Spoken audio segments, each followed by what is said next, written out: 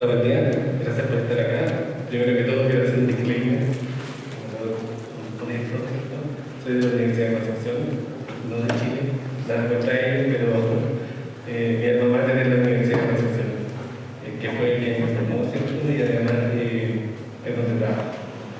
Bueno, hoy vamos a hablar sobre los factores de virulencia de la Staphylococcus aureus, meticilino resistente principalmente, pero aquí hay factores de virulencia que están más implicados en la formación de biopelículas o biofilms. Cuando hablamos del Staphylococcus aureus, sobre todo el meticilino resistente, es como la viva prueba de lo que es la adaptación en tiempo real, ¿cierto? Sobre todo en la era antibiótica.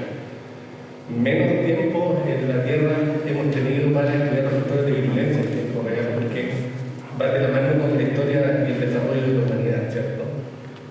Me encontré una cita súper interesante por ahí, y hablando de evolución, que tendemos a pensar que la evolución es el predominio más fuerte, no siempre es así.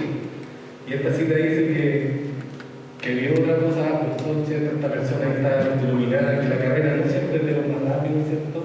O que la batalla no siempre la ganan los más fuertes, o que no necesariamente aquellos que son más inteligentes tienen asegurado el pan o el alimento, ¿cierto? Sino que es el tiempo y la oportunidad a la que le llega a todos. Y es bastante decidora esta cita, ¿cierto?, del Antiguo Testamento, y no lo encontré precisamente en el Antiguo Testamento, sino en este capítulo, ¿cierto?, del libro de Conservación de Poblaciones, ¿cierto?, un libro de texto de estudio de la carrera de biología. Entonces, pensar, ¿cierto?, que quién es el más fuerte o que el que tiene el arsenal de genes de resistencia va a ser el más fuerte dentro de una determinada población, no es siempre la hipótesis más adecuada. A veces, ¿cierto?, la unión de los débiles crea la fuerza, y si bien esta Staphylococcus aureus no está entre los primeros patógenos, ¿cierto?, de la prioridad más alta, es el que siempre acompaña a los hospitales, ¿cierto? Bueno, la doctora Wilson en su primera charla lo explicó súper bien los conceptos de la resistencia a la penicilina y la importancia, ¿cierto?, que tiene el Staphylococcus aureus resistente a la penicilina, ¿cierto? Está aquí dentro de la prioridad elevada, dentro de la bacteria resistente a los antibióticos.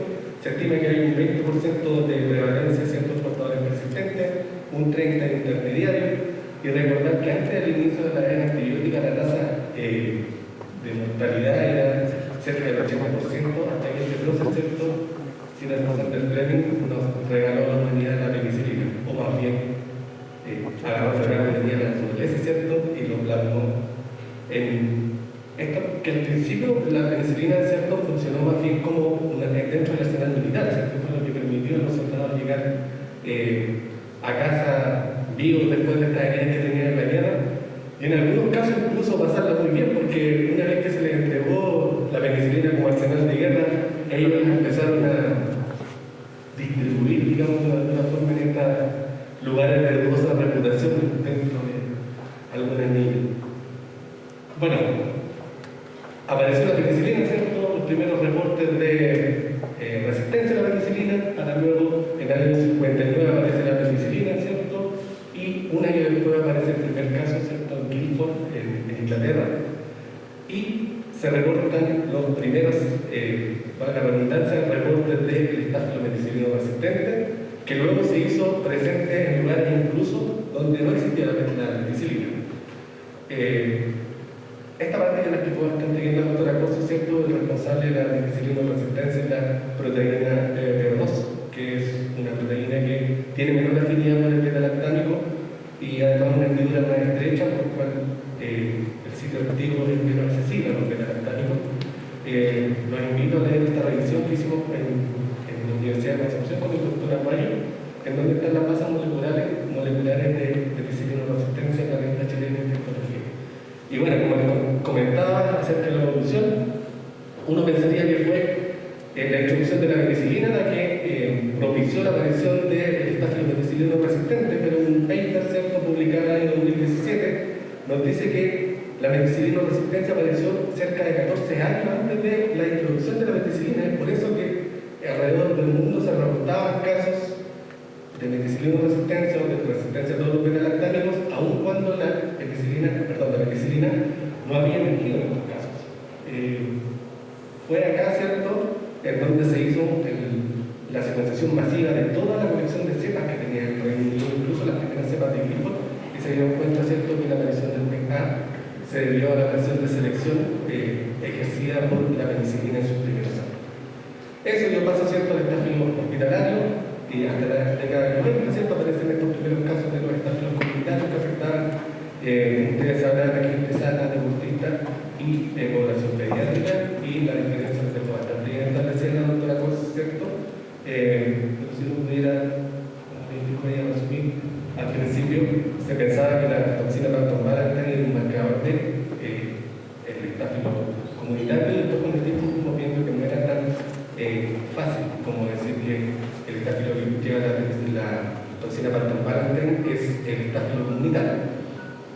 Este es un estudio que se hizo en el año 2017, ¿cierto?, el grupo del doctor César Arias, en donde, está marcado Chile, todo referente, pero en donde vieron, ¿cierto?, la prevalencia de pandemia en estáfilo penicilino resistente. Y los números son bastante similares a los que manejaban los distintos países hasta este tiempo, ¿cierto? En el estáfilo, al menos hospitalario, se ve una marcada multiresistencia y manteniendo la susceptibilidad al cotrimoxazol, a la comicina y en algunos casos en todo el sector de la comicina. Ahora, lo interesante de la evolución del estáfilo en América, ¿cierto?, y en el mundo, pero más marcadamente en América del Sur, es la aparición de nuevos clones. Anteriormente, el clon chileno, como no es chileno, ¿cierto?, en otro de los factores del producto, era el que predominaba no solamente en Chile, sino en toda la región del Cono Sur. Y ahora hemos visto acá el clon chileno verde, ¿cierto? Vemos que ya es prevalente prácticamente en Chile y en Perú, y en Argentina ya es el 37% hasta esa fecha, ¿cierto? Y empezamos a ver, ¿cierto?, la aparición de este clon nuevo, el 30% de la cepa, ¿cierto?, que secuenciotipo 30 que desplazaba, ¿cierto?, ya estaba las primeras luces del desplazamiento del secuenciotipo 5.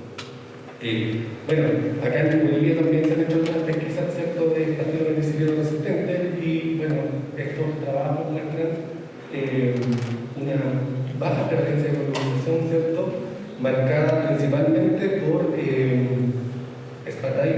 espatitos, asociados a la variante latinoamericana en los 700. Los autores de este trabajo postulan, ¿cierto?, que podría estar en presencia de una evolución del estáfilo penicilino susceptible al estáfilo penicilino resistente, y son bastante categóricos en decir que esto ha pasado en otros lugares del mundo, de acuerdo a la literatura que están citando. Bueno, ustedes dirán, pueden hablar de factores de violencia, y por qué estudiarlo. ¿Por qué estudiarlo cuando toda la guía clínica y toda esta tormenta, ¿cierto?, perfecta que se avecina de aquí al 2050 habla de la importancia de la resistencia y no de la violencia?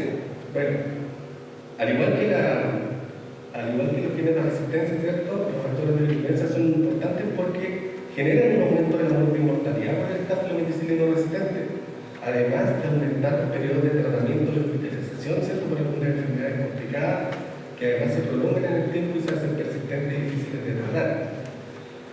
Son importantes además porque son blancos para el posible desarrollo de vacunas. Se ha documentado, ¿cierto?, extensamente sobre la vacuna contra el estáfilo penicilino resistente, que generalmente el blanco, el blanco sería el polisacárido capsular, que es un elemento bastante conservado en la mayoría de los estafilococcus.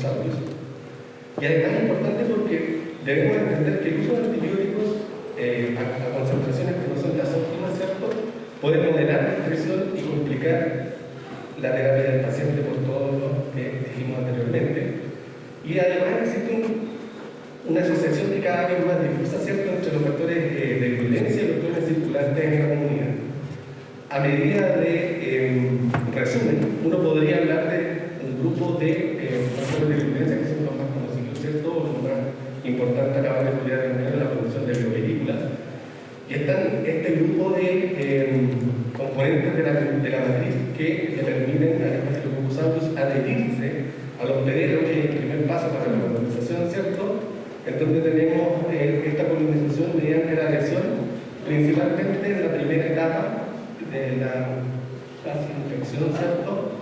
Y tenemos las proteínas fibrolectina, afibrinógeno, anolágeno, ¿cierto? También tenemos el polisacario capsular, que no solamente es importante en la formación de la biopelícula, sino que además tiene mecanismos de evasión del sistema inmune. Entonces, es un factor de virulencia bastante importante dentro del Staphylococcus porque inhibe la automatización, ¿cierto? Y la fagocitosis.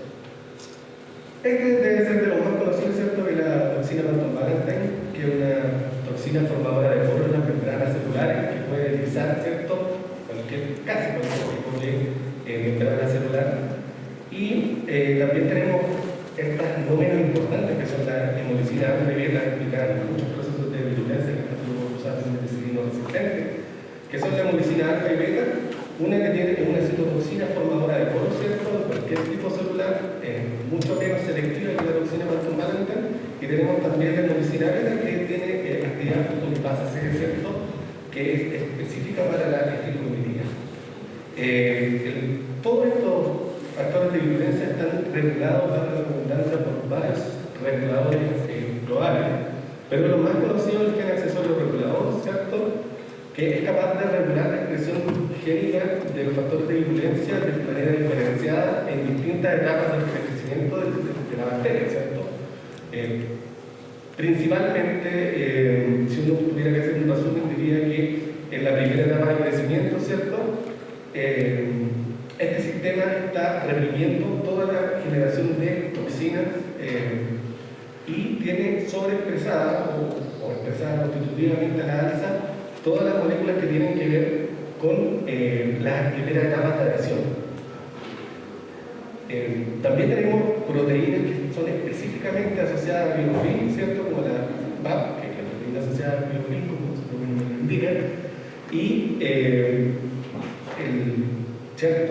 PIA, el PNSG, ¿cierto? Que es la proteína de interacción celular, o también conocida como poliinsufilglucosamina, que promueve la adhesión intracelular, y además de las modulinas solubles en fenol, que son estas PSM, que tienen una amplia rango de usos para el Staphylococcus aureus, no solamente producir la lisis celular, sino que también participa en algunas etapas de la formación de biopelícula. Y bueno, y todas las toxinas con actividades superantígenas, ¿cierto? Que promueven la proliferación de las células T. Como les comentaba, ¿cierto? En la primera etapa, todo lo que vemos acá, ¿cierto? En la primera etapa del crecimiento, la concentración área de la célula, están expresadas todas estas proteínas que le permiten al estafilococo adherirse al hospedero, y luego cuando se alcanza cierta densidad poblacional medida por los mecanismos de quorum sensing, el estafilococcus aureus reprime toda la expresión de estos genes y da paso, ¿cierto?, a toda la liberación, ¿cierto?, o expresión de factores de virulencia que tienen más que ver con proteínas secretadas que le permiten ya internalizarse dentro del hospedero.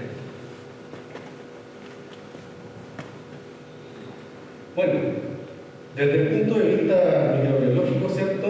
Esto es lo que veríamos como una biopelícula. La biopelícula corresponde más bien a un consorcio, ¿cierto?, estructurado de distintas bacterias, en algunos casos.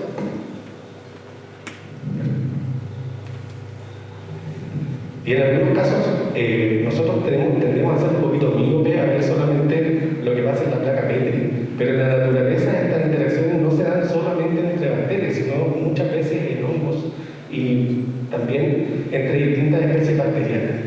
Bueno, esta matriz que ustedes ven acá, ¿cierto?, está compuesta de diversos componentes de la bacteria, pero también algunos componentes de los hospedero. Está inserto dentro de una matriz polimérica que corresponde a polisacáridos, ¿cierto?, algunas proteínas, ADN intracelular. Esta ADN intracelular viene, ¿cierto?, a cumplir la función de unir a través de la carga del ADN, y este ADN se libera, ¿cierto?, con toda esta arsenal de toxinas que les mostré anteriormente, que son capaces de formar poros y colonizar la célula, por lo cual esta bacteria tiene la capacidad de unirse a bacterias, a superficies orgánicas y superficies inertes, ¿cierto? El tema es que este medio de protección que le confieren las biopelículas a Staphylococcus aureus o en general a los microorganismos, los hace insusceptibles o resistentes derechamente a los antibióticos, a los desinfectantes, ¿cierto? Y es súper difícil tratar una infección cuando se establece una biopelícula. Generalmente, en el caso de las infecciones en el caso de las infecciones que se dan en las prótesis de cadera o de rodilla, una vez que se establece una infección por Staphylococcus meticilino resistente con formación de biopelícula, la prótesis derechamente debe retirarse y cambiarse por otra. Imagínense los costos que conlleva esto para el sistema de salud. El impacto en medicina es bastante alto, ¿cierto? Cerca del 80% de las infecciones asociadas a la atención de salud están con alguna implicancia producida por una biopelícula. Y dentro de estas, casi el 78% es producida por el Staphylococcus aureus. Y esto es súper complejo porque la biopelícula le permite además persistir en distintos medios bajo distintas condiciones de estrés, no solamente bajo el tratamiento con la terapia antimicrobiana, ¿cierto?, sino que también resistir la desecación, humedad, radiación, etc. Entonces, esto le permite a la bacteria, ¿cierto?, ahí aguantar la presión, y al momento de quizás una intervención quirúrgica, la presencia de estos cuerpos extraños, ¿cierto?, disminuye en 6.000 veces el inóculo necesario para la infección, ¿cierto?, de estas prótesis, una vez que se establece la biopelícula. Y produce un aumento de entre 10 a 1.000 veces en la resistencia antimicrobiana, aun cuando la bacteria no tuviese ningún gen de resistencia. Si estamos hablando de Staphylococcus meticilino resistente, ya sabemos que prácticamente por definición es una bacteria multidrogo resistente. Pero en un ambiente ideal, ¿cierto?, en el que el Staphylo no tuviese ningún gen de resistencia, el solo hecho de producir, ¿cierto?, estos fenotipos productores de biopelículas lo haría resistente a casi todo el arsenal terapéutico. Bueno, como les comentaba, las infecciones inconocidas son bastante preocupantes, debiéramos entrar a preocuparnos, porque afectan principalmente, ¿cierto?, a las personas mayores que utilizan estos recambios de prótesis de cadera y de rodilla. Y si nos damos cuenta, no solamente el tenor de la Comunidad Europea, sino que también en América la tasa de envejecimiento ha ido aumentando con los años, y las proyecciones nos dicen que al menos en Estados Unidos se estima que van a haber 3.48 cirugías para el 2030, ¿cierto? En Chile hemos pasado de una tasa de envejecimiento del 11 al 14,5%, y se estima que de aquí al año 2025 vamos a tener una tasa de envejecimiento del 20% y quizás más. Hay algunos autores en Chile que han descrito, ¿cierto?, cuál es la implicancia de la complicación que traería, ¿cierto?, una infección en este tipo de prótesis. Tratar a un paciente como ven ustedes acá sin complicación infecciosa sale $2.300 versus un paciente con infección protésica de cadera trae un costo al sistema de salud de $6.174. Yo sé que no toda la vida en la vida es plata, pero en salud hay una correlación, ¿cierto?, entre los sistemas que tienen más plata, que no son tan corruptos obviamente, y que la gastan en sus ciudadanos, tienen una mejor salud. Bueno, como les comentaba claramente, yo creo que todos conocen este factor de violencia, ¿cierto?, que es la toxina Banton-Valentine. Es súper controversial lo que se dice acerca de esta toxina, porque al principio de la aparición del Staphylo comunitario se creía que era solamente la toxina Banton-Valentine la que le daba este estado de provocar infecciones en todos aquellos pacientes que no eran los que estaban dentro del grupo de riesgo. Si bien es cierto, la toxina Banton-Valentine tiene una serie, ¿cierto?, de características Las principales son que produce inflamación, quimiotaxis, infiltración de neutrófilos, ¿cierto? Por la producción de esta, o secreción de estas enzimas degenerativas que generan iones superóxidos. ¿Qué pasa? Que la toxina, ¿cierto?, es secretada mediante el estafilo meticilino resistente y produce esta necrosis de las células epiteliales y otros tipos de celulares porque es capaz de formar poros en la membrana de prácticamente todas las células. No todas, pero prácticamente en todas las células al menos. Bueno, ustedes pueden ver en esta comparativa, ¿cierto?, cuán dañado puede quedar el tejido, ¿cierto?, del alveolo, cuando hablamos de un alveolo normal versus uno que ha tenido algún daño con la toxina pantombalante, pero insisto, los modelos animales que se han probado hasta ahora son bastante controversiales porque no entregan los resultados que uno esperaba. Algunos autores postulan que la toxina pantombalante, al igual que el Staphylococcus, va tan de la mano con la evolución del hombre, que llevan miles de años evolucionando juntos, que los modelos animales en los cuales se ha probado esta toxina no serían lo ideal. Lo ideal sería al menos probarlo en modelos con algún tipo de simio. Pero todos sabemos que ya es difícil probar modelos de virulencia en algunos gusanos, ratones. Imagínense todo lo que habría que pasar para hacer tremendos estudios.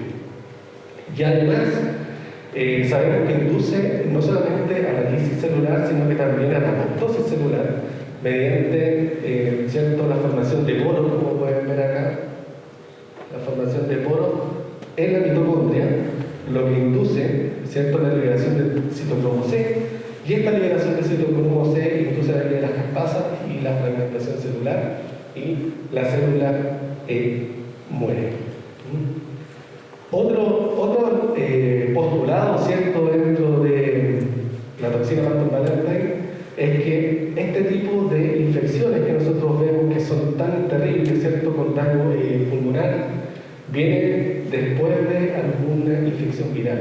Que no todos los pacientes, ¿cierto?, que tengan un estafilo, una infección por estafilo, ¿cierto?, con presencia de toxina pantombalante van a generar este daño pulmonar, sino más bien son pacientes que tienen alguna preexistencia, ¿cierto?, y que también han tenido una infección subyacente por algún otro patógeno distinto, ¿cierto?, al Staphylococcus, porque se dice que la patogénesis de esta neumonía necrotizante, por ejemplo, viene precedida de alguna infección viral que le permite, mediante una serie de sustancias secretadas por la infección, inducidas por la infección viral, tener una mejor adherencia, ¿cierto?, al Staphylococcus meticilino resistente o al estafilo en general, y esto le permitiría colonizar de mejor manera y de esta forma empezar con todas estas cascadas de secreción de toxina y generar, ¿cierto?, esta neumonía necrotizante.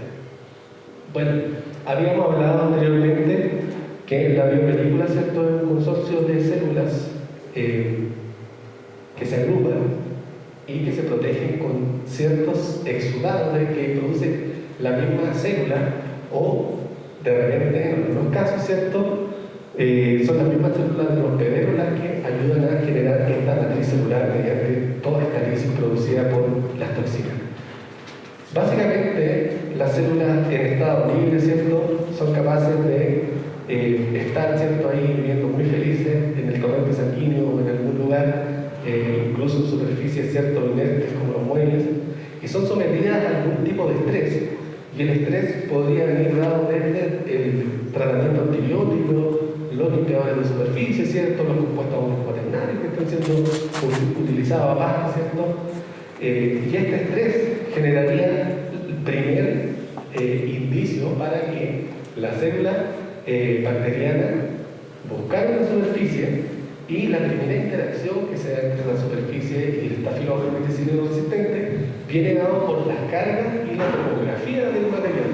Es decir, materiales que son mucho más rugosos van a ser mucho más susceptibles de generar el establecimiento de una biopelícula, y también aquellos que tienen una carga iónica que le permita interactuar interactúan con la superficie de la bacteria.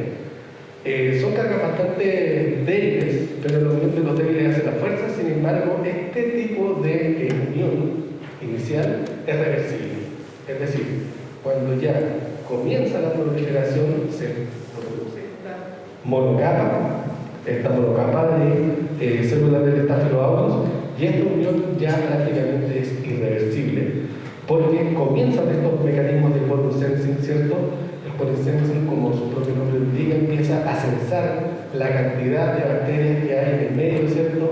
Con un péptido productor, entonces se permite hacer el censo, y cuando dice, bien, ya somos suficientes, ¡pum!, empieza a reprimir todos estos genes que codifican la producción de adhesinas, y comienzan todos aquellos genes que están implicados en la producción de todo este material que recubre la biopelícula, que a modo gráfico, ¿cierto? Es como la miel, como la mermelada, ¿cierto?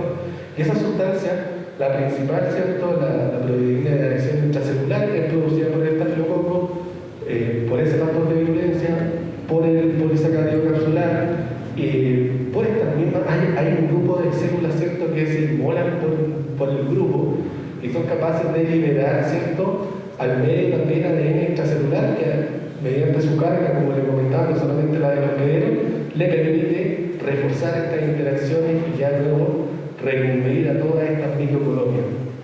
En ese punto, ¿cierto?, los mecanismos de pollen sensing ya saben que tenemos las suficientes poblaciones celulares, en algunos casos comunidades, cuando son distintas especies, ¿cierto? Y dice, bueno, hay condiciones favorables, ya la biopelícula está establecida, es muy difícil que la saquemos de acá, y codifica otros genes de virulencia, por ejemplo, como la modulina soluble en fenol, que tienen actividad surfactante y le permiten desprenderse a las células que están más al exterior, que son las que están mayormente activas desde el punto de vista metabólico, y dispersarse del torrente sanguíneo en el caso, ¿cierto?, de un paciente humano, y generar el establecimiento de la infección y de la biopelícula en otro sitio de infección distinto al primario que estaba tratando. Ahora, ¿por qué los antibióticos no son eficaces en la biopelícula? Yo no tendría que pensar que es solo un impedimento, ¿cierto?, físico, porque es cierto, es muy difícil atravesar esta barrera una vez que se forma la biopelícula. Pero además de eso, cuando las células se van agrupando, entran en un estado metabólico muy basal y en algunos casos dormante. Y todos sabemos que la mayoría de los antibióticos, sobre todo los beta-lactámicos, necesitan que la célula esté en activo, ¿cierto?, crecimiento, ¿cierto?, su metabolismo a la alza, para intervenir en la síntesis, por ejemplo, del péptido glical. O sea, si la célula no está produciendo péptido glical, no se puede intervenir en el proceso. Por tanto, muchos de estos antibióticos no son efectivos por esa razón, además, ¿cierto?, de que se genera este impedimento físico, se genera la repelencia de la molécula antibiótica por las cargas que tenemos acá en la superficie de este factor de virulencia, que es la proteína de adhesión intracelular, ¿cierto?, o el slime, y además de todo el ADN intracelular que tenemos acá, repelen mucho de estos antibióticos. Bueno, esto es el operón Ica, ¿cierto? El operón Ica, el productor del exopolisacárido.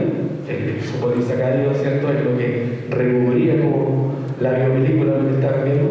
Y no voy a aburrir mucho con la vida celular porque no viene el caso, pero es un operón bastante grande que codifica 4 proteínas que son las encargadas de producir esta especie de slime o de miel que protege y une además a la biopelícula.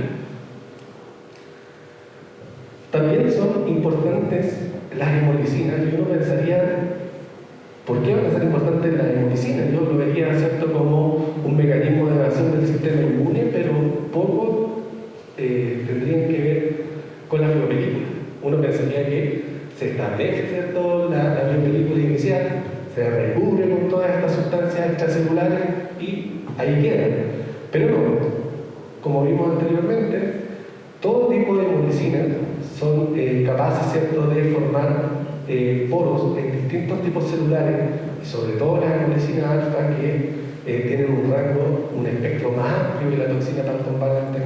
De hecho, hay varios trabajos que postulan que es la hemolisina alfa, cuando está sobreexpresada, la que producía, ¿cierto?, todos estos casos tan severos al principio de la aparición del estáfilo meticilino resistente, y que han habido clones que han ido desapareciendo y que justamente sobreexpresaban estos genes de virulencia en algunos de estos clones. La proteína A, o la SPA, es una proteína que también le permite la acción del sistema inmune y también permite la adherencia en las primeras etapas del establecimiento de la biopelícula, ya cuando entramos a la etapa de un irreversible. Pero además una proteína súper importante porque está muy bien conservada en el Staphylococcus aureus, tanto el meticilino resistente como susceptible, y actualmente se utiliza para tipificar. Como complemento, ¿cierto?, del secuenciotipo, el campo pulsado, también está en la tipificación por la proteína SPA. Y como les comentaba, este polisacárido capsular está bastante conservado en el Staphylococcus aureus y es un blanco para posible vacuna. Esto facilita mucho la adhesión a los hospedero, porque si ustedes se fijan, acá tenemos esta generación de slime también alrededor de la célula. No es la típica cápsula, es como una especie de falsa cápsula, ¿cierto? No es la cápsula propiamente tal que conocemos en nuestra especie de si se fijan, acá tenemos una célula productora del polisacárido capsular, y al otro lado, en la imagen B, tenemos una célula que tiene, ¿cierto?, su operón extraído, borrado, ¿cierto?, y no producen este tipo de factor de virulencia, y por lo tanto son menos exitosos a la hora de producir una infección establecida por biopelícula. Los serotipos relevantes a nivel mundial son el 5 y el 8. El 1 y el 2 son serotipos que se han ido perdiendo a través del tiempo porque el operón era un poco más grande que este operón que vemos acá, y los autores que han desarrollado este tema indican que ese operón le generaba un tremendo impacto en el fitness bacteriano, por lo tanto esos genotipos por evolución se fueron perdiendo a través del tiempo. Actualmente, lo más cerca que estuvimos de desarrollar una contra el Staphylococcus aureus fue a este blanco, ¿cierto? Es un operón que cuenta con 16 genes que son de dos extremos conservados, ¿cierto?, que están flanqueando a esta región específica, que estos 4 genes son los que le dan la especificidad. Sin embargo, el candidato fue, para probar la vacuna, fue ISA 300, la variante americana, y en esta variante la expresión del polisacárido capsular no siempre era constante, entonces la vacuna no era, al menos para los americanos, no fue muy valioso seguir con esa investigación.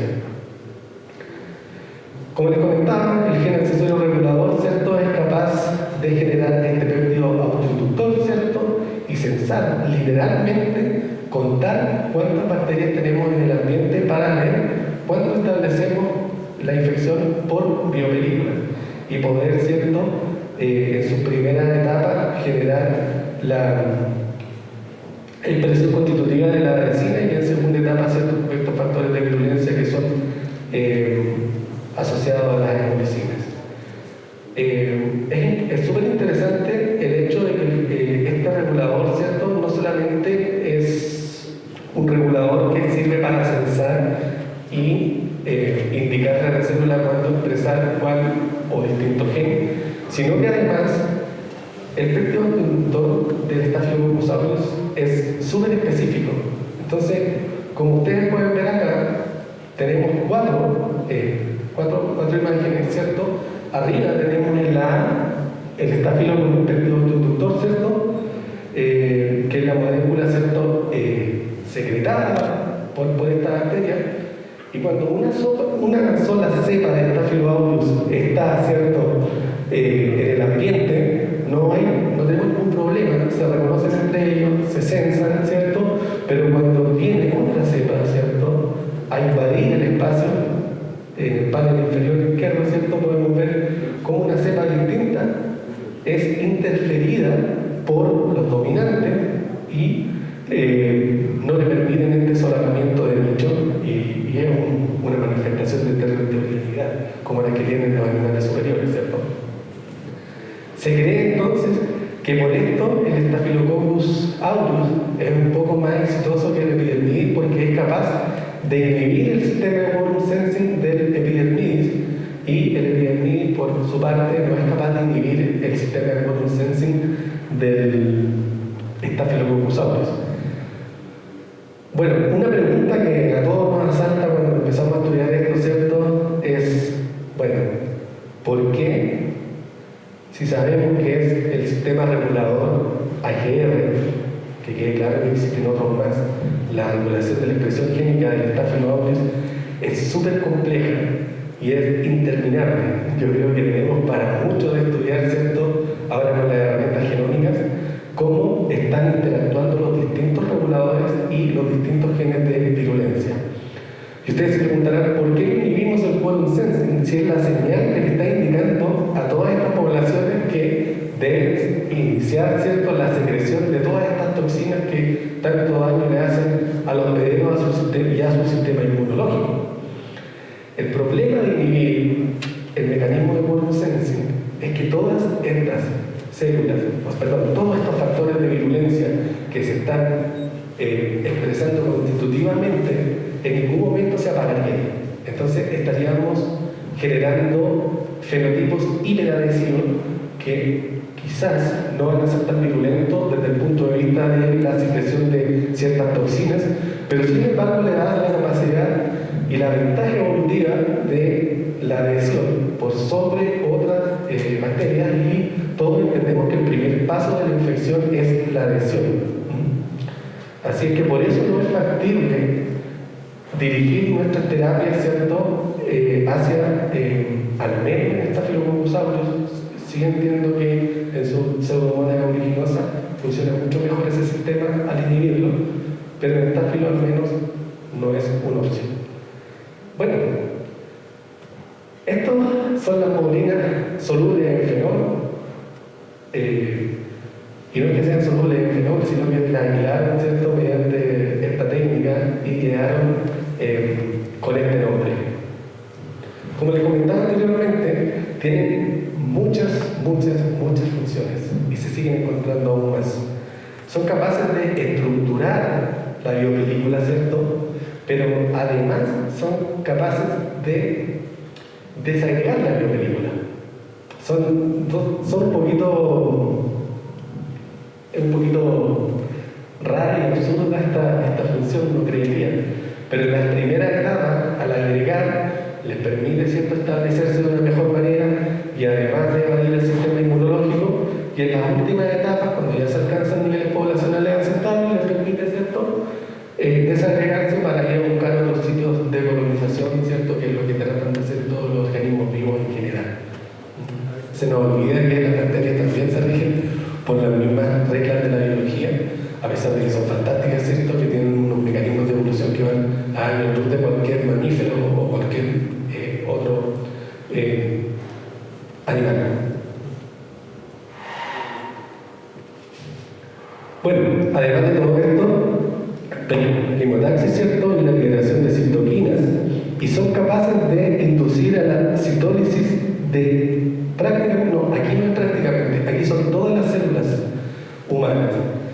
Y además, son capaces de inducir un fenotipo tolerogénico, que es capaz de hacerse loco frente a la presencia de Staphylococcus aureus. Es decir, se liberan estas modulinas solubles en fenol, engañamos al sistema inmunológico, entonces están las células del sistema inmune, ¿cierto?, mirando qué pasa ahí, desfilando las bacterias y ellos se hacen los locos, ¿cierto?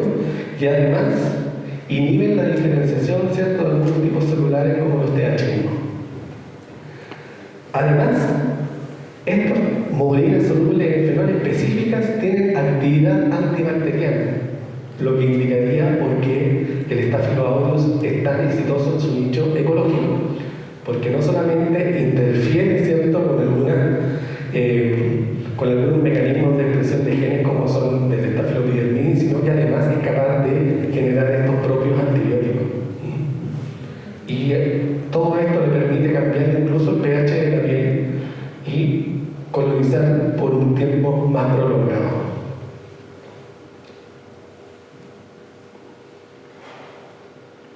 Bueno, como bien decía la doctora Bolso, ya existe mucho esa diferenciación en el estáfilo comunitario y el estáfilo hospitalario, porque al parecer el estáfilo comunitario ya está como volviendo al hospital, ¿cierto? Vemos clones como el USA 300, ¿cierto? Que es casi el prevalente en Estados Unidos. Y una de las teorías, o en realidad un hecho que explica esto, es que tiene un arsenal de genes de virulencia que ya se lo quisiera cualquier conflicto bélico, ¿cierto? Sobre todo, tenemos acá la aparición de este acme, que sí, no tiene nada que ver con el coyote y el correcaminos, pero es la sigla del elemento móvil catalizador de arginina, que permite metabolizar la arginina y de esta forma cambiar el pH de la superficie de la piel, y esto le permite al Staphylococcus aureus mantenerse en el nicho del Staphyloepidermidis, que es la piel, por mucho más tiempo, hasta que o llevamos las manos a la nariz y coloniza su nicho principal, o se establece en alguna herida o se establece en algún sitio quirúrgico. Esa es una de las ventajas que le ha conferido este elemento genético que está alojado en el cromosoma. Tiene estas bombas de expulsión, la NOR-B, que fue algo que le produjo una ventaja adaptativa frente al clon anterior predominante, que era el USA 400, pero además puede secretar muchas toxinas y factores de virulencia asociadas a la destrucción de células del sistema inmunológico y células también de la piel y de los tejidos del hospedero. Estas monoglinas solubles en fenol también, que están concentradas y secretadas, a altas concentraciones en este clon USA 300, y también esta alfa-toxina, que es mucho más agresiva que la toxina pentombámica, ¿cierto?, es secretada a la laxa. Tiene todo este arsenal de reguladores génicos que están regulando a la alza y en mucha mayor cantidad de todos estos genes de virulencia. Y este es el clon que, como un amigo mío que le decimos el día lunes, nadie quiere que llegue, ojalá no llegue nunca a nuestros hospitales con estos arsenales de virulencia que están viviendo los americanos.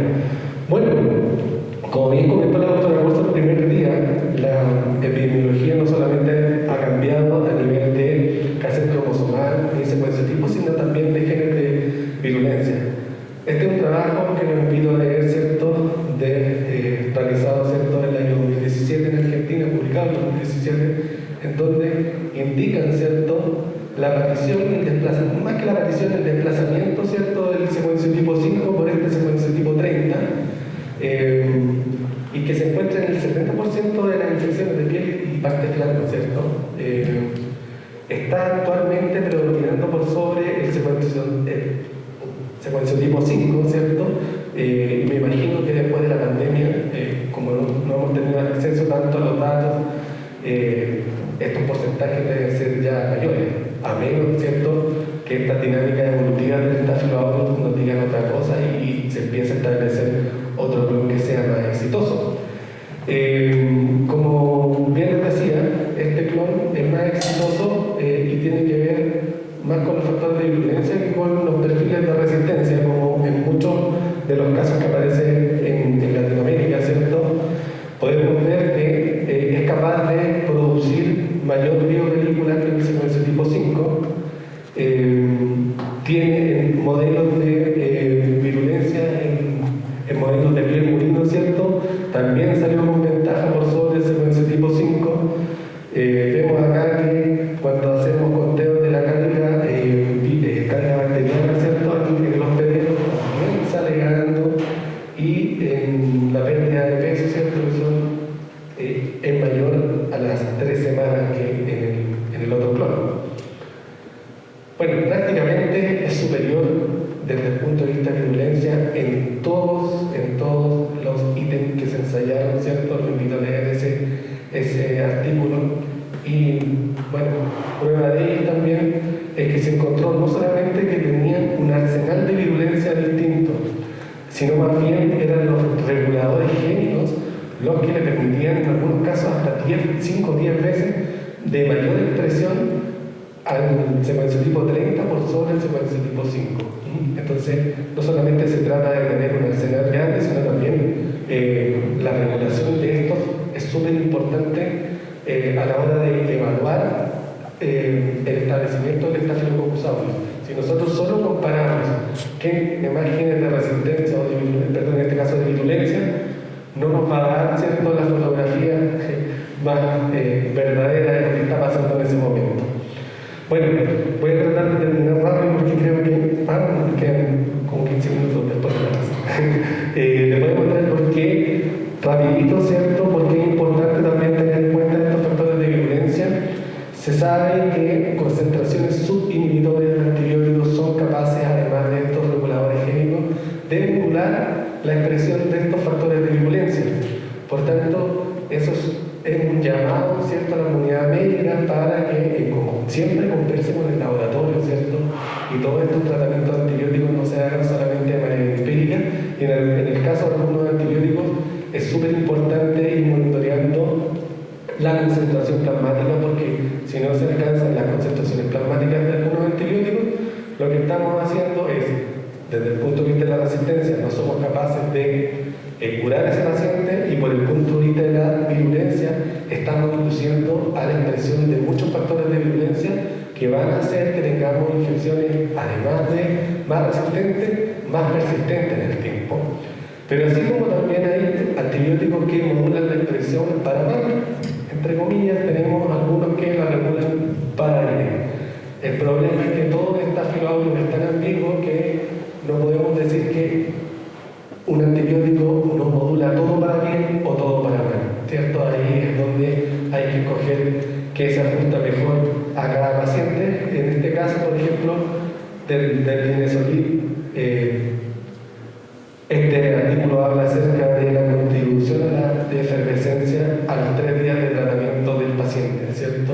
Probaron otros antibióticos, ¿cierto?, sobre todo los beta-lactámicos, que inducían el Staphylococcus aureus a tener un fenotipo más virulento.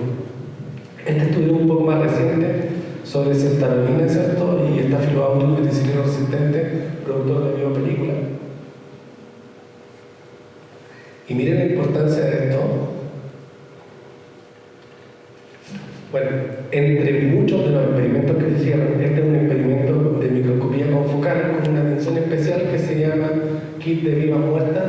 Todas las células que ustedes ven en verde están teñidas con un colorante que se llama aceitor, que es capaz de unirse a cualquier membrana celular. Por eso las tiñas de color verde, uno las ve verdes, ¿cierto?, en el microscopio confocal.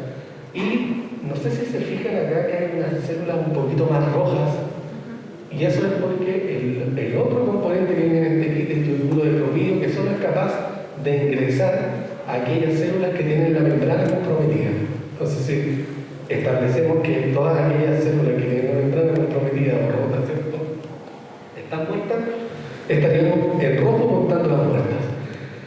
Fíjense acá que cuando establecemos, ¿cierto?, la comparación entre distintos clones y no hacemos un tratamiento antibiótico, vemos, por supuesto, la producción de una biopelícula, y está vivita y colendo. No está en gruesa, ¿cierto?, pero sí está viva y está con sus funciones metabólicas activas, al parecer.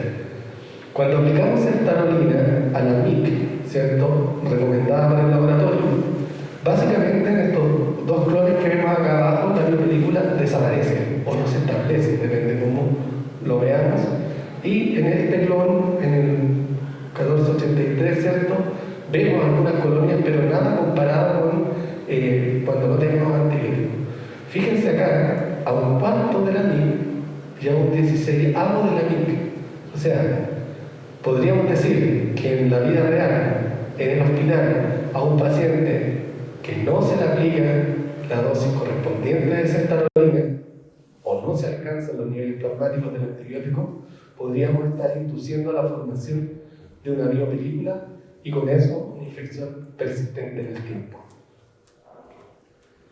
Bueno, lamentablemente con los antibióticos no hay mucho que hacer contra las biopelículas, y ustedes saben la crisis de producción de antibióticos estamos contra las cuerdas, es súper difícil que aparezcan nuevas entidades moleculares.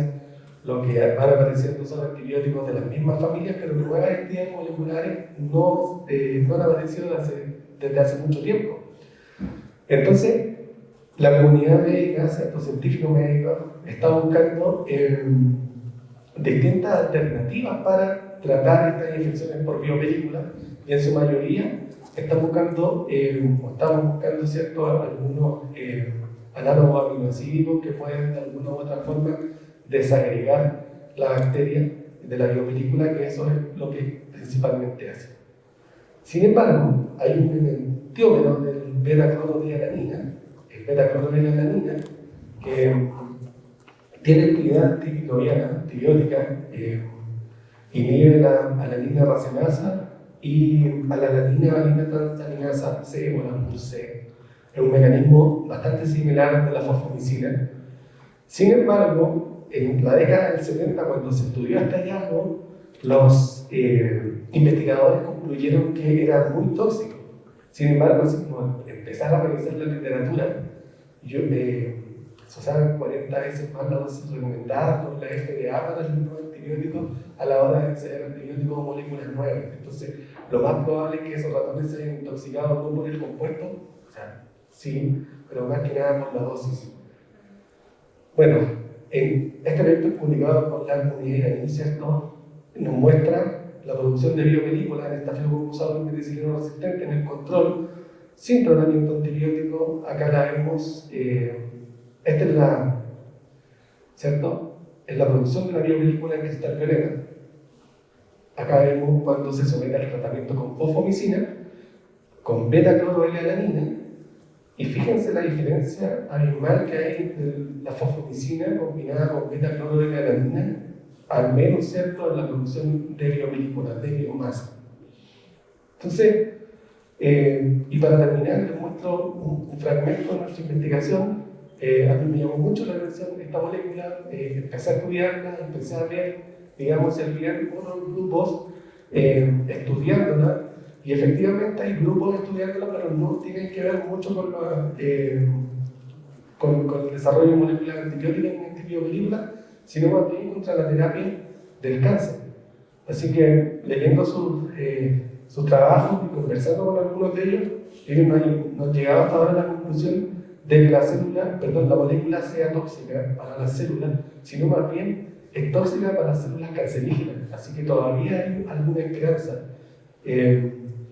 Bueno, estudiamos 50 cepas de Staphylococcus meticilino resistente, PBL negativa entre 2012 y 2017 de 10 hospitales de Chile que fueron referidas por el ISP, ¿cierto? Hicimos todas las pruebas microbiológicas, ¿cierto? Confirmamos el fenotipo de meticilino resistencia, tipificamos el cáncer cromosomal, el MECA y algunos genes de resistencia y virulencia, tipificamos biológicamente por campo pulsado, vimos la formación de biopelículas por biomasa, y también hicimos ensayos de erradicación de biopelículas en superficie, lo más parecido, ¿cierto?, a lo que se hace con la prótesis de cadera, y además experimentos de microscopía confocal. Tratamos de ver, ¿cierto?, qué pasaba al exponer al estáfilo a estas moléculas.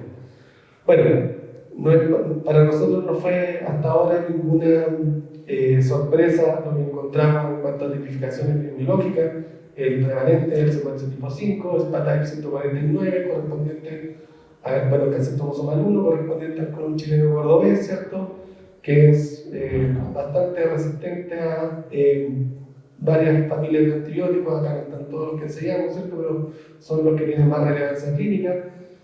Todos susceptibles al cotrimoxazol, el 98% susceptible a la rifampicina, ¿cierto?, un arsenal de genes de resistencia más bien dirigido a la aminoglicosis y al grupo de antibióticos MLSB.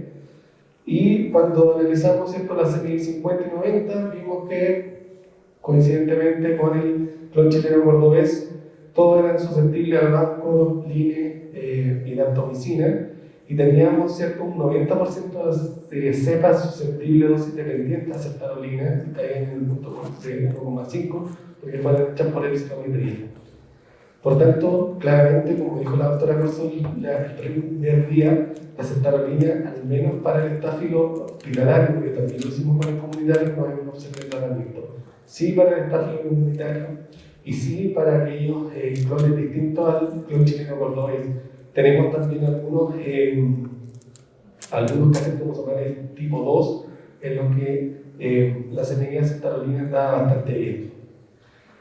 Bueno, no hay muchos clones, ¿cierto?, dentro de nuestra epidemiología, están más bien poco claros, distribuidos en distintas ciudades, en distintas épocas, en distintos años, ¿cierto?, y distintos casos cromosomales. Tuvimos la mala suerte de que no pudimos tipificar algunos casos cromosomales por el método de SAN, ¿cierto?, PCR, y más mala suerte aún cuando mandamos a secuenciar el genoma completo. Estas cepas nos mandaron de vuelta que no habían podido secuenciar, así que ahora se van a resecuenciar. Por eso es bastante interesante porque tienen un comportamiento, el perfil de resistencia o de susceptibilidad, como se quiera ver, es bastante distinto a todos los otros que tenemos y sobre todo también al ceftarolina. Entonces nos llama bastante la atención qué pasa con ellos. Queremos ver, ¿cierto?, a cuál clon pertenece. Esto, por secuenciación del genoma completo, ¿cierto? Aquí está la mayoría de los genes de virulencia que encontramos, yo sé que no se ven mucho, tienen un perfil de genes de virulencia bastante similar. Estos claramente porque todas son, o prácticamente todas son del clon chileno cordobés, y el arsenal de genes que codifican factores de formación de biopelículas es bastante amplio. Ahora, por algunos índices de similitud génica, como el índice de Gray-Curtis, podemos ver que casi todas las cepas se agregan, están muy cercanas. Tenemos algunos clones, si quiere decir, cepas que están muy relacionadas, y pocas cepas, ¿cierto?, que se escapan de esta asociación. Esto es un modelo de escalamiento dimensional no paramétrico en base, ¿cierto?, al índice de Gray-Curtis de similitud de genes, y podemos ver que también se repite bastante lo que veíamos en la diapositiva anterior,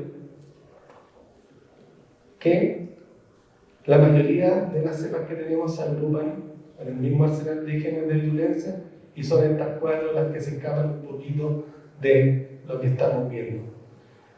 Como les comentaba, 72% correspondiente al clon chileno, 100% de susceptibilidad a cotrimoxazol, 98% a rifampicina, y ya casi termino, aguántenme un poquito.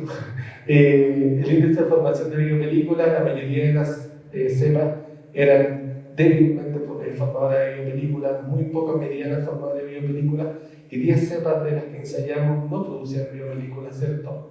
Hicimos la CMI al beta-cloroilealanina y a la línea coidacto, y trabajamos con un medio de la CMI, como lo han hecho muchos trabajos, y ensayamos un modelo de erradicación de biopelículas en superficies metálicas de acero inoxidable.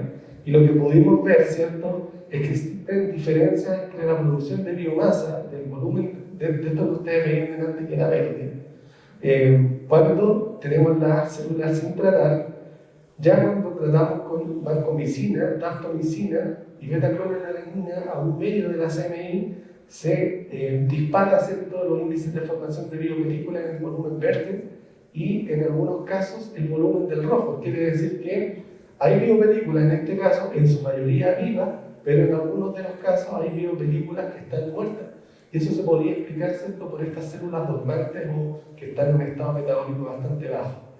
Ahora, cuando hicimos las pruebas de microscopía confocal y de tensión, nos encontramos con la sorpresa de que al parecer esta molécula sí funcionaba. Pueden ver, ¿cierto?, acá en A, la formación de biopelículas, la cantidad que tenemos de biopelículas, y no solamente es mucha, sino que además está viva y tiene unos toques de muerte. A ver, ¿qué voy a decir?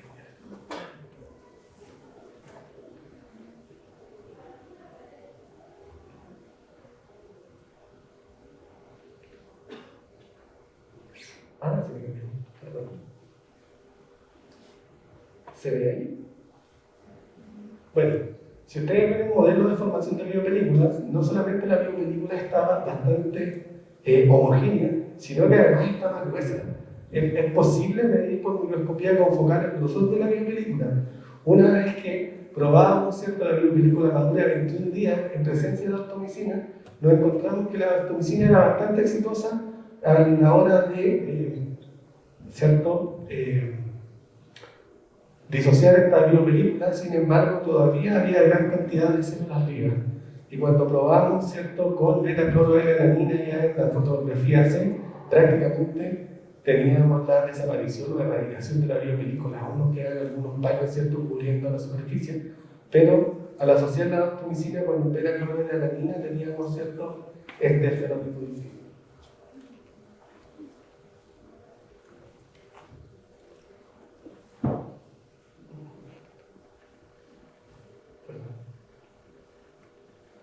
Bueno, después probamos, ¿cierto?, en una cepa más productora de biopelícula, y podemos ver que en esta misma biopelícula madura de 21 días en presencia de daptomicina y beta-cloroalanina también se repetían estos resultados, ¿cierto? Había una desagregación de la biopelícula, había, ¿cierto?, tinción de rojo, lo que nos indica que la daptomicina en combinación con el beta-cloroalanina no solamente están disociando la biopelícula por distintos mecanismos, sino también es capaz de, como diría, pegarle a la célula, es capaz de atravesar la biopelícula y matar a la bacteria. Así es que esperamos tener resultados prometedores con esto más adelante, seguir estudiándolo y, por supuesto, ver cómo se están regulando los genes productores de biopelícula, ¿cierto?, en presencia de estas dos moléculas distintas como la daptomicina y el beta-cloroalanina. Pueden ver ustedes ahí que es bastante gráfico y no están los resultados del linezolid acá, pero el linezolid también tenía resultados bastante decidores, al menos con este clon chileno cordobés, en la producción de biopelículas, pero como vimos anteriormente, todos los clones se comportan de manera distinta.